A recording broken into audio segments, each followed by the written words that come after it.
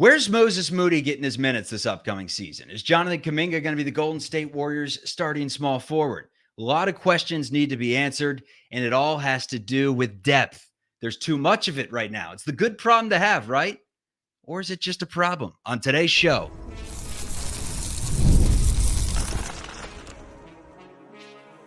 You are Locked On Warriors, your daily Golden State Warriors podcast. Part of the Locked On Podcast Network, your team every day. Oh, what's the good word, everyone? We are just about here. Preseason tips off on October 5th. It's the Golden State Warriors and the LA Clippers. Until then, we talk about some of the storylines entering this season, and the big storyline for Golden State is who the hell is playing where and how much, because there are bodies everywhere. This is Locked On Warriors, part of the Locked On Podcast Network, your team every day. You can find us wherever you get your audio podcasts. It's a good way to take us on the go by subscribing that way. But also, if you want to sit down, if you want to chill with some other Warriors fans, hop into the comment section on YouTube, give us a thumbs up, and make sure you are subscribed to the page. Today's episode is brought to you by FanDuel. You can start the season with a big return on FanDuel. Place your first $5 bet, and you'll get started with $200 in bonus bets guaranteed. Visit FanDuel.com to get started. My name's Charlie Walter, formerly at 95.7 The Game in San Francisco. That's the flagship station for your Golden State Warriors. Also covered the team and their championship run in 21-22 for CBS News Bay Area. And quite frankly, since I started covering the team and since this Warriors championship run has started, strength in numbers has been a quote or a mantra, whatever you want to call it, that's been brought up quite a bit. And because it's true, the Warriors consistently have had a lot of players that can get the job done in many different ways. Today, we're talking about the battle for certain positions. Moses Moody, why I believe comparing him with Buddy Hield and figuring out who is the more important piece of the two is going to go a long way in determining the Golden State Warriors, maybe not their future, but the direction they go in terms of keeping one of those players long-term. Because I don't think both will be on the team by the season's end. I will explain that. Also, Jonathan Kuminga, Andrew Wiggins. Who is your starting small forward? I give my take why if it's not Jonathan Kuminga, the Warriors better have a plan for finding out a way to play Kuminga 30-plus minutes each and every game this season. But let's start with more depth talk. It's the underlying storyline entering this season. But some good players are going to get DNPs on this team. I think that is fair to say, looking at the roster. But why this is so important in terms of depth is because this team is going to change. There's going to be moving parts. It just has to. It'll still be a strength in numbers mentality, but right now it's not even strength in numbers. It's weakness and confusion. That's the way that I look at the Warriors right now. Something's got to give with this roster, and it could be players naturally emerging, could be a trade of multiple players, and then all of a sudden someone like Lindy Waters, who doesn't make much sense currently, you look at him and you say, oh, now it makes sense. Peyton, Brandon Bajemski, and Moses Moody are no longer on this team because of a trade that we made. Oh, so it makes sense. Now we slide Lindy Waters into that role, and he can at least hold his own in the NBA like he did last year with the Oklahoma City Thunder. That would make sense. You know, if a Pods, Melton, Moody trade, something like that happened at the break, then it's huge to have the depth. Also, with injuries happening, massive. But right now, it's called the old good problem to have, but I'm wondering if it's actually just a problem. Kendrick Perkins, he said, quote, I'm definitely coming in thinking about Kuminga. The jump that he took last season, playing at an elite level, averaging 20 a night for a while, he basically made Steve Kerr change the way that the Golden State Warriors play. And Perkins, an analyst for ESPN, is not wrong in this situation. In the 20 starts that Kuminga had last year, where he played more than 30 minutes, his numbers, 20 points, 7 rebounds a night. When the calendar flipped to the new year last year, aka he started getting more and more playing time, 20 points was a given. So Kendrick Perkins says starter. I say starter as well. The issue, what position is he going to start at? Small forward or power forward? And according to Draymond Green, there's only one option here. I think he's a three. It's always been my opinion. That's going to change. That's not going to change. I think, you know, to play the 4, it requires a certain skill set. You know, so oftentimes people approach the 4 as if it's not a position. You think like, oh, I can just move a guy there. No, it's a position that you have to know how to play. Can he adjust and learn that? I don't know. Can a receiver learn how to be a quarterback in 2 years? I mean, if that's the comparison of what it takes to go from a small forward to a power forward, then yikes. We've been doing a lot of bantering about how a starting lineup could consist of Curry, Podziemski, Wiggins, Kuminga, Draymond, just acting like, oh, no, just slide Kuminga over at the 4, almost treating it like Draymond was the X factor in all of this. Like, does he want to play center consistently? That answer is obviously no. But the X factor is actually Jonathan Kuminga, who Steve Kerr says Steve Kerr wants to see him be able to play the 3. To Draymond Green, it isn't even a question. It's like he's not a 4. He's a small forward. And the issue is Andrew Wiggins is blocking him at small forward. And Wiggins would be an easy trade to make room for the man. Unfortunately, his stock is low right now. You're not trading Andrew Wiggins for much of anything. And when someone's stock is low and you believe they still have the physical abilities and the talent in the chamber to unleash, then you can't trade him when the stock's low. With Wiggins' stock being as low as it is, you'd almost have to start him early in the season, build him up while also playing Kuminga 25 plus minutes, playing both 25 plus minutes somehow, some way, having both of their stocks rise at the same time. And then that gives you the optionality that you so much love and that we've heard a lot about. A domino falling that would really give everyone a chance to eat some cake is if what Julian Bashir says is true. That's if Andrew's back to form, then he should be the starting shooting guard. Wiggins started in the league as a 2 guard, with Kobe Bryant even saying that Wiggins reminded him body type wise of a younger Kobe. Kuminga is a small forward and needs to be a starter. He's not a power forward, and Green is not a center. The analytics show that Green plays better with a big man like Looney or Trace Jackson Davis next to him. So his starting lineup: Curry, Wiggins, Kuminga, Green, and Trace Jackson Davis. That should be the starting unit.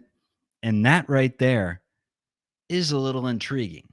But it would also involve Andrew Wiggins to play the shooting guard. But if he's built up and he looks good and he's playing consistently and playing freely and he's staying competitive, which he talked about, because that's a quote that I want to throw up for you. And this is literally the entire quote. Andrew, what do you need to work on to get back to the player that you were in 21-22? A man of few words had that to say: stay competitive. If he can do that and bring that edge, then why can't he be your small forward for the next 3 years? Because here's the issue right now. You only have so many spots that you can play guys. And even if you think that Jonathan Kuminga has a very bright future, you still have to pay him. You're already paying Andrew Wiggins. If Andrew Wiggins, who is under contract, mind you, for the next 3 years, has the same timeline as Curry and Draymond Green, if he can get back to the 21-22 guy and you believe internally that he can do that consistently, then you may only have one option, and that's to trade the younger guy that's going to land you some great assets in the future. I say, I hope it doesn't get to that point. Find a way to put Jonathan Kuminga on the floor. Needs to be your team's second best player if you want to have title aspirations this season. But that's why this position is such an X factor. Because if Kuminga is indeed a 3 and can't pick up the position overnight, like Draymond says, then it takes away the lineup that so many love of Curry, Podziemski, Wiggins, Kuminga, Draymond. The scenario where both those dudes are balling, the Warriors are back on track with their investment in Wiggins. Wiggins is 29. Okay, this is a great contract.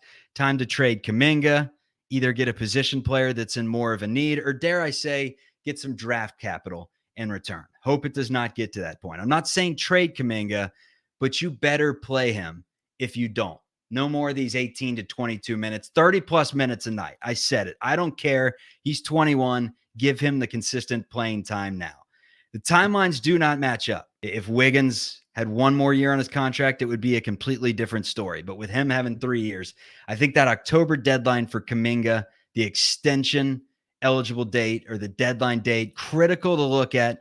Obviously doesn't mean one way or the other that he's staying in the Bay Area or out of the Bay Area, this or that, if he signs or doesn't sign on that extension date. But so the X factor is Mr. Stay Competitive, Andrew Wiggins. If he's given a featured role to start the year and Kuminga overtakes him, and then Wiggins is your sixth man just because Kuminga outplays him and not because Wiggins is shaky in the featured role, then great. You have a sixth man that you're probably overpaying, but is very capable and is an all-star like talent coming off the bench in Andrew Wiggins. And maybe you even have Melton as your seventh man. All of a sudden it's like, damn, that quote that Draymond said about teams win championships 6 through 10, 6 and 7 are Andrew Wiggins and DeAnthony Melton. That's off to a great start. But right now I'm thinking that the Warriors, the big wigs are just kind of sitting back, watching this thing unfold, saying to themselves, may the best man win. And if it's Andrew Wiggins that's the best man or it's close, then you have to start looking at least fielding trade offers for Jonathan Kuminga, because this is the year. The timeline does not make sense. Wiggins, Kuminga, who's your small forward of the future? Take your pick. Coming up, Moses Moody or Buddy Hield. I know that they may even technically play different positions depending on where you think you're playing Moody this upcoming season. But with DeAnthony Melton and Brandon Bajemski is most likely your shooting guard 1, shooting guard 2 in some order, there can only be so many spots. Gary Payton's fighting for a spot. May the best man win. It's the theme of the show. Coming up on Locked On Warriors.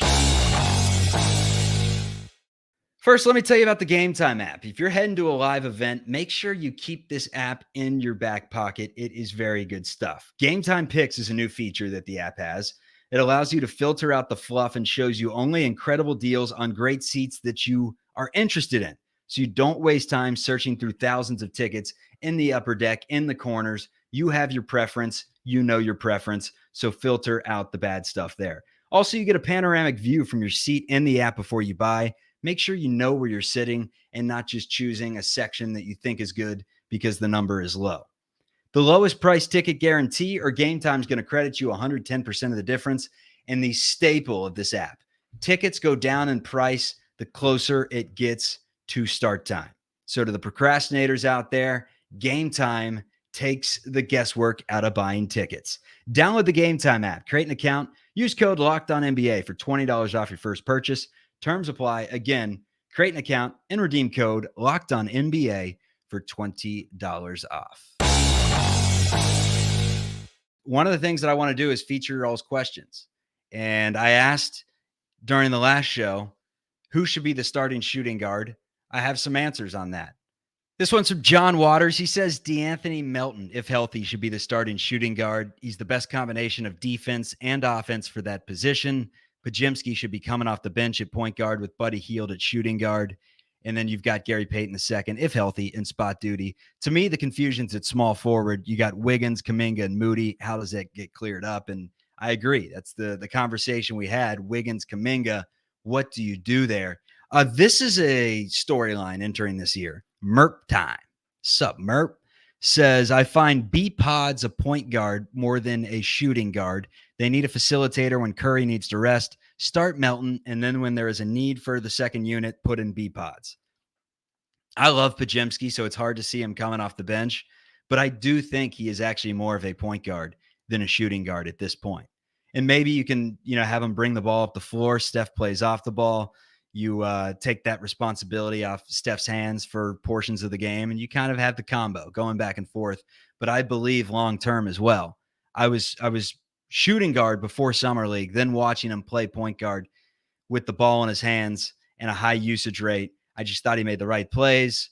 Mid-range game is great. Love when point guards have a good mid-range game, and seems like he could be a pass-first guy that also has the ability to get to his spots and use the three-pointer as, a threat that forces defenses to collapse on him and works that mid-range game. And then Patrick Stubbs, last one. Moody is a natural shooting guard, can shoot and defend, was being groomed to take over for Clay at the shooting guard role until last year. Can definitely play the 2 as well as the 3, but is not going to overtake JK or Wiggins, even though he started some for Wiggins last year at the 3. But from what I'm hearing, he's definitely grown. It's showing in camp. Don't write him off because of what Kerr's played him in the last 3 seasons. It's a contract year for him, and a lot of people have been writing him off because he was offered up in the trade rumors. All true there. And that is where I get into my next point about the shooting guard position.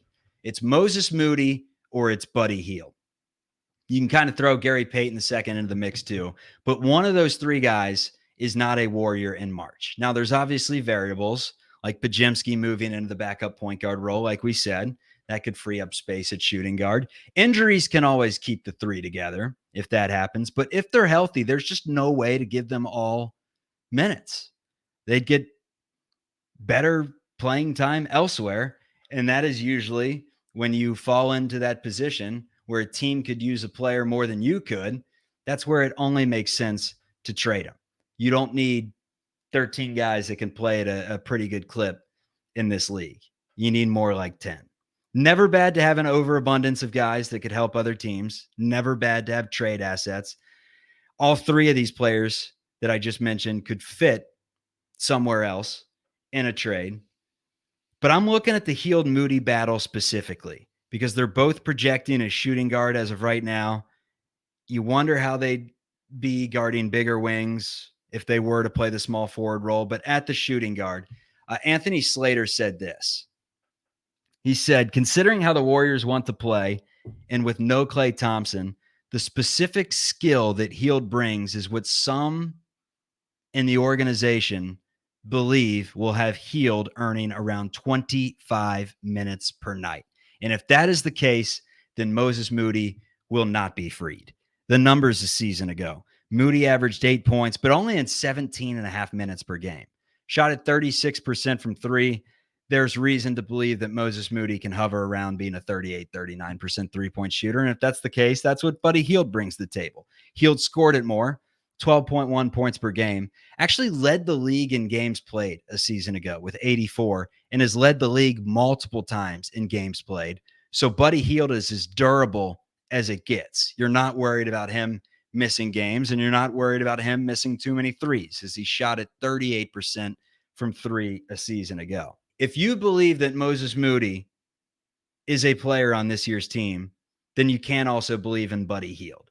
I don't know if they can coexist for a full season.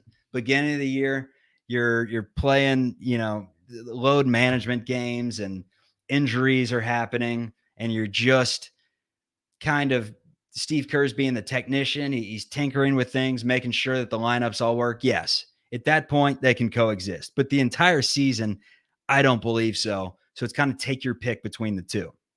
Moses Moody against Sacramento in the play-in game last year was a team high +3 in a game they got blasted in. Scored 16 points on 5 of 8 shooting, was 2 of 4 from 3-point range in 15 minutes. Only played 15 minutes in that game. So he's going to need more. The Dubs do have Buddy Hield for a minute now. So that's something they can look to as an integral bench piece for the remaining Steph Curry years if they would like to. And that takes some pressure off keeping Moses Moody. And if you could get the right offer for Moses Moody, that's where that makes sense. In fact, Hield is actually scheduled to be the last remaining Warrior. 27-28 that season. In 2028, it's just Buddy Hield. But if Moody is your guy, Buddy is essentially dollars to match in a future trade partnership and can't be much more. Tell me I'm wrong in the comments. I gladly welcome in constructive criticism at all times, but you tell me how and the consensus is right now from most fans is that Buddy Hield is going to get those 25 minutes, like you said, and that's why we're not really talking about Moses Moody much this year. So I want to continue this conversation next. I have another counter argument to all of this, and it has to do with Draymond Green and his ability to play the center position for a large bulk of this season. Steve Kerr says he's not a big fan of that, and why that specific saying from Steve Kerr could be problematic for Moses Moody. That's next. Hey, NFL fans, you could start the season with a big return on FanDuel. It's America's #1 sportsbook. So if you get a hunch in the middle of the game, you can check out the latest stats, view live play-by-play, and do so much more on the same page where you place your bets. You'll get started with $200 in bonus bets. That's guaranteed, and it's when you place your first $5 bet on FanDuel.com. If you like the Golden State Warriors to have a resurgent year, maybe you take them winning the Pacific Division. It's pretty good odds. It's plus 410, meaning you bet 10, you get 41 back. I said yesterday to win the NBA championship, you bet 10 on the Warriors, you'd win 40 back. It's actually you bet 10, you'd win 400.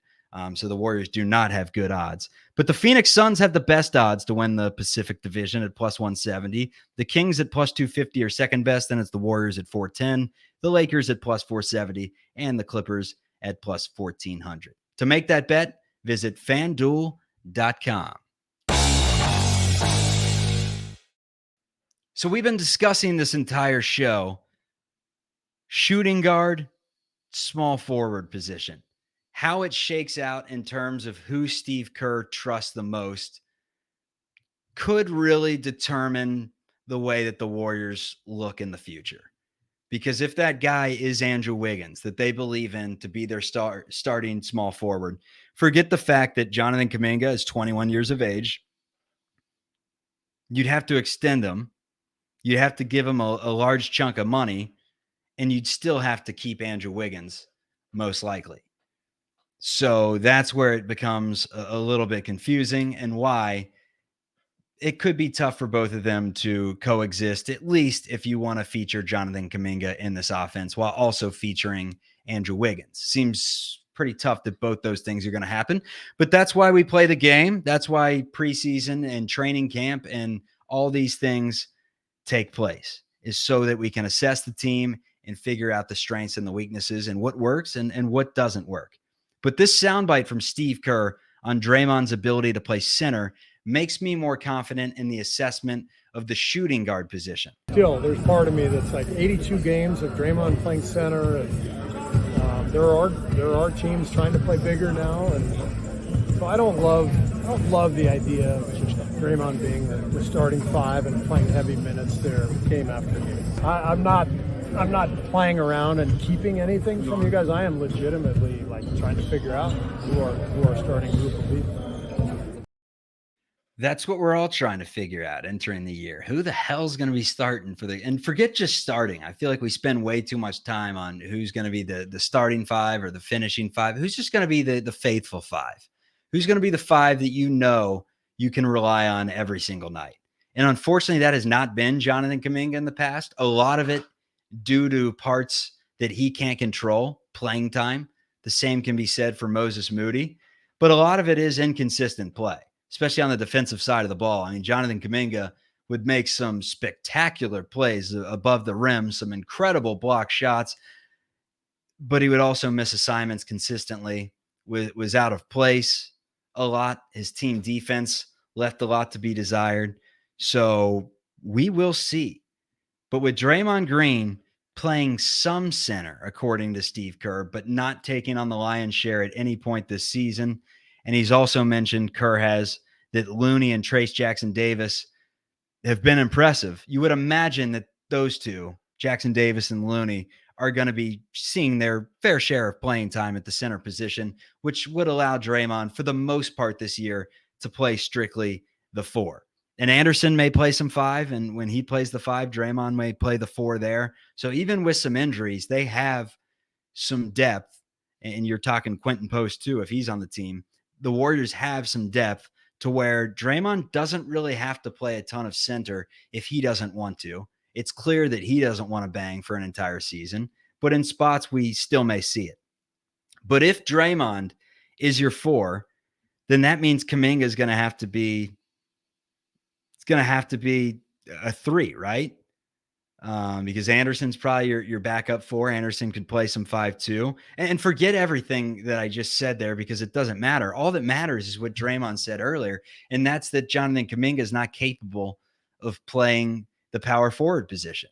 I mean, he literally compared it to a wide receiver moving to quarterback. And I'm sure that was hyperbole, somewhat of an exaggeration there. Jonathan Kuminga could step into a different position and make it work. Hell, he has in his career. So assuming Kuminga and Wiggins are duking it out and you have Pods and Melton at the shooting guard positions and Lindy Waters capable of potentially being a productive body, if the Warriors do decide to trade multiple players, it just makes me look at Hield and Moody and say, again, may the best man win. Because if Looney and Trace Jackson, especially Looney, if Looney wasn't a part of the equation and you're flipping Draymond over to the 5 to be your backup 5 at almost all times, then you're freeing up some more positions per se. And there's a way that Kuminga could slide over to the 4, even if he's not comfortable there, because it has to be done. But if it doesn't have to be done and he's not comfortable playing there, then he's most likely not going to play there because the Warriors have options. And that's where I look at, the 3 guard position being Kuminga, Wiggins exclusively battling it out.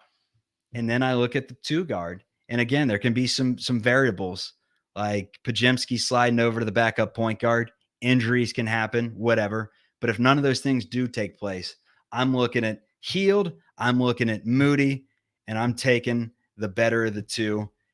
And I'm looking at them as, a future member of the rotation. And the other one has got to go play elsewhere because they do have value in the NBA.